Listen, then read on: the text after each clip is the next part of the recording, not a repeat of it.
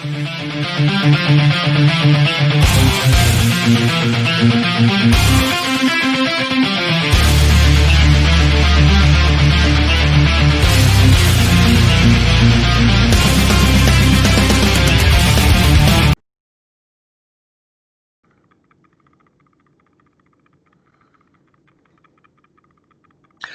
familia, les habla Jesús, administrador del grupo Todo sobre Lucha Libre, y hoy mi gente, nuestro grupo, de verdad, no tengo palabras para expresar lo muy agradecido que estoy de este caballero.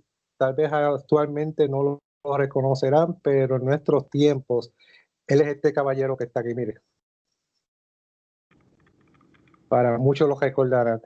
Duke de Dumspter Droese, ex WWF, nos encarana en el día de hoy con una entrevista. Hi, Mr. Dumspter, how are you today? How do you feel? I'm doing great, and I really appreciate you having me on the show. Thank you very much. No, thank you for being here. Well, Duke, COVID-19, does this have affect you in any kind, in a mentally or physical way? Yeah, I think it's affected everybody somehow. Here in the mainland United States, it's been interesting. We've had lockdowns and quarantines at different times and things like that. It can be stressful, that's for sure. You don't get to do the things you normally do, like, go to work, go to the gym, go to the store, even at certain times. So yeah, it was a little bit crazy. Hopefully it's starting to clear up. It seems to be here. The restrictions are loosening up. It's getting easier to do things now. So it's getting better. I hope it gets back to normal, but I guess we'll see soon. Okay, Duke, what or who was your inspiration to become a wrestler? Easy question for me to answer. I don't want to say two people, it's three people, but Rick, when I was coming up, when I was growing up, I always loved Ric Flair, and I really liked the Road Warriors. I was a huge Road Warriors fan. That tag team was just the greatest tag team ever. And here recently, unfortunately, we lost the second member, Joe Laurinaitis, Animal. He just recently passed away, and I had become friends with him. Interestingly, in the convention circuit, we did conventions at the same time, and he was about to join our podcast family. He was going to have his own show, and it was basically 2 weeks away, and then unexpectedly he passed away. But yeah, the Road Warriors were probably my biggest influence in wrestling. Who trains you? A guy by the name of Bobby Wales, the Jamaican jammer, Bobby Wales. He wrestled throughout the Caribbean and Florida. He wrestled some in Florida Championship Wrestling back when it was still going. He trained me. He trained Norman Smiley some as well. Norman, back when he started, we started off at the same place. It was this little warehouse with a wrestling ring, and Bobby Wales was a really good teacher, and he taught me a lot, and it was just a great experience. But yeah, Bobby Wales, I have to give him full credit for teaching me the basics of professional wrestling. How many years have you been on the wrestling business? Well, I started training in 1986, and my last match I had was in 2018. But I wasn't wrestling that whole time. There was years and years in the middle where I didn't wrestle. But I would say as an active wrestler, I had wrestled a total of 16 years before I really stepped away and stopped wrestling. It was about 16 years. Okay. If you remember your first match, how do you feel entering the ring? With whom do you have that first match, and do you win or you lose that match? Yeah, it was an interesting match. I lived in Miami, Florida at the time, and back when Vern Gagne sold the AWA, a man by the name of a family by the name of the Savoldis, Mario Savoldi was running. They call it the ICW AWA. And my first match was in a live show for them at the Davie Rodeo Arena in Davie, Florida. And I wrestled a guy named Johnny Blaze, and it was set up by Tyree Pride, who was partners with my teacher, Bobby Wales, and he had got me booked, and they put me over because I was just the new kid, and he brought my opponent with us, so it was already set up and ready to go, and it was interesting going to the ring. I was nervous. I was ready. I was excited, but your first time, you're definitely nervous. There's no, anybody who says they're not is lying. Because you want to really do well and you don't want to mess up.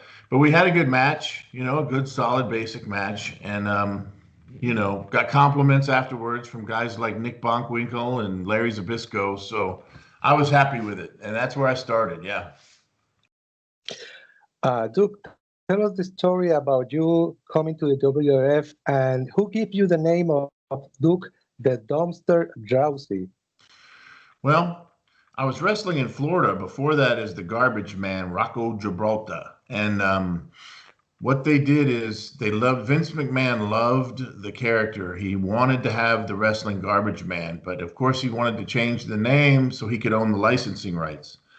So when I showed up, when they flew me up there to do my vignettes and do my promos, Shane McMahon produced my promos, Vince's son, Shane. He was kind of in charge of taking me around to shoot the different promos. And he was the one that sat down at a table with me before we went out and told me my new name was going to be Duke the Dumpster Droese. So I'm not saying he came up with it. I'm sure they came up with it as a creative team, but Shane McMahon was the one that told me about it. Okay, right now you can find this that you still with the name. Does WWF give you the name, give you the rights to the name, or do you have to pay for that rights of the name? No, they don't give me the rights to the name. I just use it. I'm not making any big money off of it or anything, so I don't think they care. A lot of us guys that used to wrestle for them are doing appearances and stuff like that at conventions and making a little bit of money, but we're kind of flying under the radar as far as, if I started doing something big and making big money and, trying to sell action figures or something, I'm sure they would have something to say about it. But again, the character itself as a garbage man, Rocco Gibraltar looked exactly like Duke. So that the likeness is mine, and the last name Droese is my real last name. So, I don't think they're worried about Duke the Dumpster coming back into the wrestling business anytime soon and, taking over the world or being like a Stone Cold Steve Austin. So they're not worried about me doing conventions and stuff like that. But no, I don't pay them anything because Lord knows they didn't pay me enough when I was there. Oh my God. Yeah, that's heat right there. Okay, Dumpster, who was that wrestler that you can say, this wrestler was very tough and very difficult to wrestle with him? Who was that wrestler? Vader. Vader was very physical. You knew you were in a wrestling match because he beat on you real good. He beat on you. He would hit you in the head for real and smack you around. Unless you calmed him down. If you calmed him down, then it was okay, which I did and many people did. But he would get really excited out there. Another guy, King Kong Bundy, was just stiff. Wow. Like he wasn't trying to be stiff. He just was. When I wrestled King Kong Bundy, it was later in his career when he came back in 1996. So he wasn't as good as he was back in the 80s. And a lot of the things he did just hurt. It's like, he weighed 400 something pounds, landed on you, and it hurt. But the most physical guy was definitely Vader by far. Okay, which wrestler you never have the opportunity to wrestle with him, but you will love it to wrestle him? Who will be that guy? Well, you have to go down the list of some of the greats like Shawn Michaels. I would have loved the opportunity just to see the experience wrestling him in the ring. The Undertaker. I would have loved to have wrestled The Undertaker. And Bret Hart. I would have loved to have wrestled Bret Hart. I would have loved to get the opportunity to wrestle those guys. But I didn't, unfortunately. Just that's the way it worked out. Do you have the opportunity to be on WCW? I went and did a tryout match for them, but then they didn't call me. I didn't go back after that. Yeah, I just had one match on. It was a dark match. How many championship belts do you have, or do you win? I didn't win any championships in WC or Oh, in WWE, but I went and wrestled in Germany for Big Otto Vons, and okay. I had his championship, the CWA World Heavyweight Championship. I wrestled Terry Funk and beat him for it. And as a matter of fact, somebody you would know came over there to wrestle me in Bremen, Germany. Savio Vega came over and wrestled me as well. Me and Savio are good friends. Um, but yeah, that, and then I held some belts in Florida, like Florida Championship belts and stuff like that. Okay. I'm gonna ask you something. You want to answer it? It's okay. You don't want to answer it? It's okay too. Uh, why do you think you never win a belt on the WWF? I think it was partially because of the character, the Garbage Man, Duke the Dumpster. The Garbage Man character was kind of like a cartoon character, and during the mid 90s, they were transitioning. They were moving away from the cartoon characters and into more serious characters like Stone Cold Steve Austin and people that didn't need a gimmick. I just think I didn't win any championships because I was a gimmick, a total gimmick, a garbage man, a wrestling garbage man. I think that's one of the main reasons. And I wasn't really there long enough to kind of get into that position either. I was only there 2.5 years. Okay. Yeah. Uh, do you still have this podcast? Yep, the Road to Recovery. Every Friday, it is 6 p.m. Eastern Time here in the United States, 5 p.m. Central Time here in the United States. So if it's 5 p.m., it would be 7 p.m. Puerto Rico time on Fridays. And it's on my Facebook page, Mike Droese. And it's also, we have a Facebook page that is Duke the Dumpster Road to Recovery. So you can go on there and see it as well.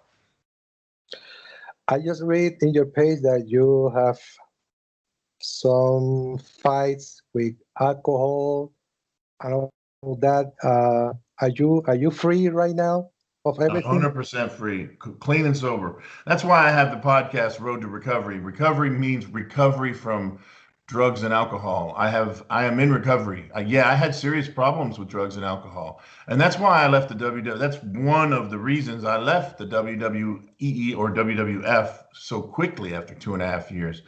And it was a battle. It took a long time for me to get over it. I got arrested back in 2013, and that was the end. That's when I decided I had to change after I got arrested. And so that's what I did. And I'm working really hard to stay that way. I don't ever want to use drugs or drink alcohol again. Okay. Heel or face? What would I want to be? A heel. What was I? A Re- baby face. And they talked about changing me to a heel when I was wrestling there, and they never did it. They talked about it. They talked about making Duke the Dumpster a mean garbage man and nasty, and they just never pulled the trigger and did it. And I was not happy about that. I really wanted to work heel. See, because if I was a heel, I would have got to wrestle guys like Shawn Michaels and Bret Hart and The Undertaker because they were all baby faces then. So that was probably another big reason. But yeah, I would have I went in thinking I wanted to be a baby face, but I realized really fast, man, it's better to start as a heel.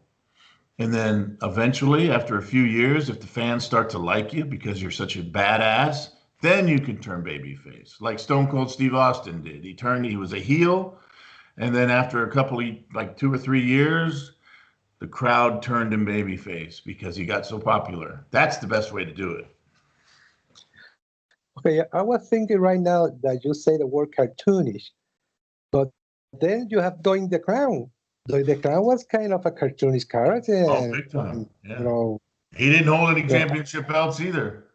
I don't know why, because people love him. Heel, face, people love him. I mean, I don't understand that. I think Vince liked having gimmicks like that for the entertainment value, but he didn't put any serious thought behind them in terms of making them any kind of a champion.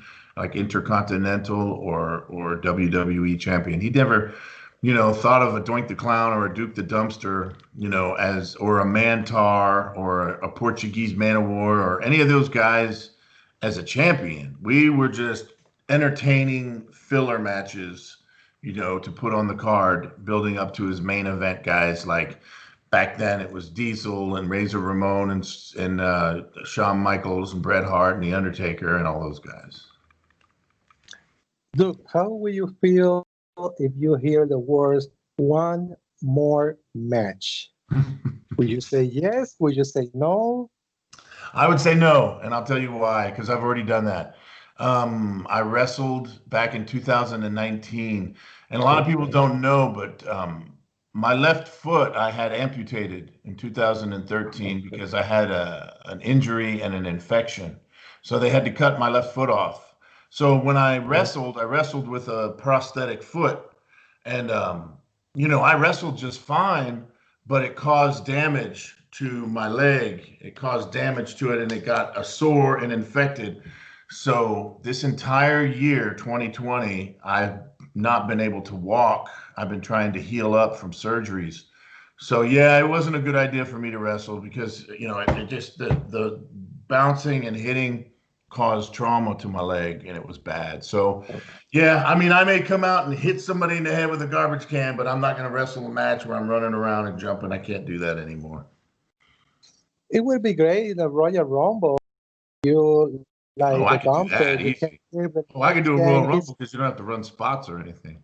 Yeah, if they wanted to bring me back, let's be very clear, if the WWE wanted me to come back for one more match, I would do it in a heartbeat because that would be a good payday. So I would take damage to the leg, but yeah, I wouldn't do it on a regular basis. Like I was wrestling for like independents around in Tennessee, and it wasn't a smart thing to do because it hurt my leg. But yeah, one time I could probably do it. I don't remember, but do you participate on the Royal Rumble of the Legends when they do it on WWE? You was there or not? I was in the Royal Rumble when I wrestled. Yeah, 95 and 96. I was in those two Royal Rumbles. There were the whole Legends section was in there. It was great to see all those old people there. Oh yeah, and I didn't go back for that one. No, I didn't go back for the Legends Royal Rumble. Oh, yeah. They didn't call you? No, I don't even know if they know how to get in touch with me. Actually, I haven't spoke to the office in a long time. I'm not on bad terms with them. I just haven't spoke to them. But will you make a call to Vince to say, Vince, I'm available? No, I'm probably not gonna call Vince. Yeah, no, probably not. I'm sure if they wanted to do something with me, they'd find a way to get in touch with me. I mean, with social media and stuff, they could find me anytime they wanted to. Well, I remember when I don't remember if he was Psycho Sid or Only Sid when he suffered that accident on the leg. Oh gosh, WCW, yeah, that was bad. Jumping off the top rope, and you can't. When you're a big man, you can't jump off the top rope and land on your feet. That's too much weight coming down on your leg. And he said he wasn't comfortable doing the spot. I think he said that Steiner told him to do it or something. I don't know what the truth was behind that, but yeah, it was a horrible accident. Yeah. Does he recover from that? Yeah, he did. He recovered. I mean, I don't think he really wrestles much anymore, but yeah, he got surgery and went through the rehab and all that stuff. So yeah. So the fans wants to know, the 80s people, the 90s people, do you get some phone calls? You get together, you chat a lot, you talk a lot, or maybe they're like, I don't want to talk to you, Did you the remain wrestlers that I worked with back in the 90s? I talked to a few of them on social media. Sometimes I talk to Stone Cold Steve Austin on the phone, not often though. He's really a busy person. But yeah, sometimes a few of them, but you lose touch with a lot of those guys too. There's something about when you leave the company, it's like nobody talks anymore. That's just kind of the way the wrestling business is. It's weird like that. But I still keep in touch with Savio on social media, and a lot of the other wrestlers that I was friends with. I talk to them on social media. So yeah, as much as I can, I try to stay in touch. So the word friendship doesn't exist on wrestling. True friendship, it's hard to come by. It's not really. It's somebody once, I think, I don't know if it was Arn Anderson I heard, or somebody once said, the wrestling business is interesting because you can ride in the same car with the same person for 10 years straight. And then when one of you goes home and leaves the company, you never talk again. That's kind of the way the wrestling business is. You know, everybody's out for themselves and taking care of their own business. And if you're there, cool, you're there. But if you're not, then out of sight, out of mind, unfortunately, but that's the way it is. I don't understand that because I read a lot of books from the wrestlers and they say, I share this space with this guy, I share the car, I share the plane, we are back together, we are united. And then you told me that when they get away from the WF, you know, they don't talk anymore. I mean, how is It that? I happens a mean, I lot. don't understand. Yeah, it happens a lot. It's just people are really busy and they go off and do other things, and these people are busy still in the WWE, and these people are busy going somewhere else. And you know, maybe from time to time, if they were friends, they talk on the phone, but that's about it. Do you really think that you have the respect you deserve from being an ex-WWF? Do you feel that from the fans, from the people, that when you say, "Hey, I'm through the Dumspter Droese," they say, "Oh, I really love you when you was in the WWF." Do you feel that love right now today? Interestingly, yeah, through social media, you do. It's been a great experience here recently on Facebook and Instagram. Fans have been really good to me. You know, and I've really worked hard to make myself available to fans and interact with them and talk to them and say hi in the messages and things like that because I think that's important. You know, when I was wrestling, I tried to be good to the fans, and I wasn't there very long, but things have changed, and you know, we talked about the drugs and the alcohol use that I had before, and that humbled me in life. It made me a humble man, and I realized, you know, it's important. It's important to some people to get the chance to talk to one of the old wrestlers like a Duke the Dumpster Droese from the WWF days, and so I do my best to try and make myself available and talk to them whenever I can. And that's why we got the podcast is doing so well. It's interactive. The fans come on the show and talk to us, and we get to have a great conversation with them. So in that respect, I think the fans respect me because they know I respect them. What do you think is more important to the fans, that you were Doc the Dumpster or that you were an ex-WWF wrestler?